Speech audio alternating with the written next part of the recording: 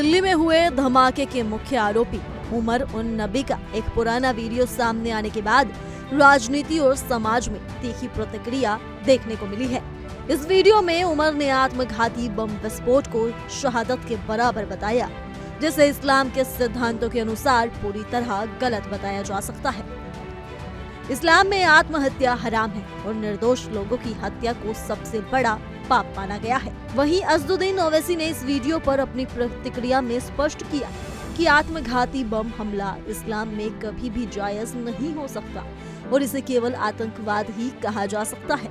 उन्होंने इस बात पर जोर दिया कि इसे किसी भी धार्मिक या सामाजिक आधार पर सही नहीं ठहराया जा सकता। ओवैसी ने अपने बयान में केंद्र सरकार से भी कई गंभीर सवाल उठाए। उन्होंने पूछा कि जब संसद में ये आश्वासन दिया गया था कि पिछले 6 महीनों में कोई भी कश्मीरी युवक आतंकवादी संगठनों से नहीं जुड़ा है, तो ये नया आतंकी मॉड्यूल कहां से आया?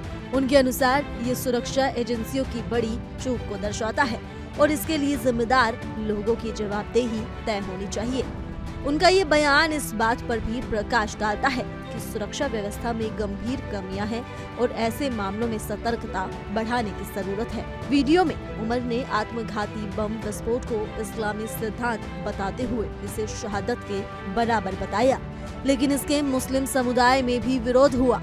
जम्मू कश्मीर स्टूडेंट्स एसोसिएशन के राष्ट्रीय संयोजक नासिर खुहेमी ने कहा कि आत्महत्या इस्लाम में हराम है और आत्मघाती हमला इससे भी बड़ा अपराध है, क्योंकि इसमें निर्दोष लोगों की जान जाती है। उन्होंने ये भी स्पष्ट किया कि कुरान किसी भी परिस्थिति में नागरिकों को निशाना बनाने की अनुमति नहीं देता।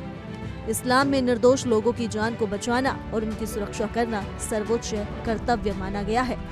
जांच में ये भी सामने आया कि 10 नवंबर की शाम रेड फोर्ट मेट्रो स्टेशन के पास उमर की कार में विस्फोट हुआ।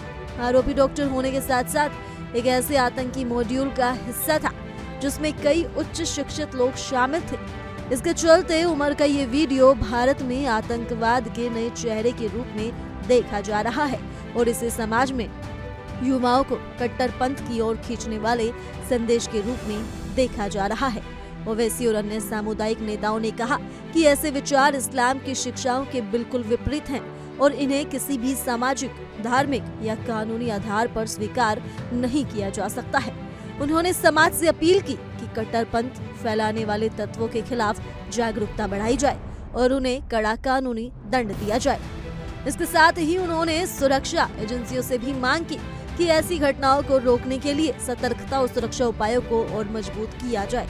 बता दें कि दिल्ली में जब ये बॉम्ब ब्लास्ट हुआ तो पूरी दिल्ली दहल गई और दिल्ली के साथ दहला पूरा हिंदुस्तान, जहां लोग दहशत में आ गए और इसके साथ ही इस आतंकी मॉड्यूल की परतें धीरे धीरे कर खुलती गई, जिसमें कई डॉक्टर्स का नाम सामने आया और खबर ये भी आई, कहा ये भी जा रहा है कि इस आतंकी मॉड्यूल का कनेक्शन सीधा पाकिस्तान के जैश-ए-मोहम्मद जैसे बड़े आतंकी संगठनों से है और इसी तरह की तमाम खबरें सामने आ रही हैं कि किस तरह से इस आतंकी मॉड्यूल को अंजाम दिया जा रहा था।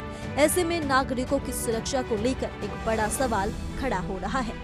इस खबर को लेकर आप क्या कहना चाहेंगे? आप हमें कमेंट कर जरूर बताएं और उसी के साथ जुड़े रहिए इंडिया डेली के डिजिटल प्लेटफॉर्म के साथ।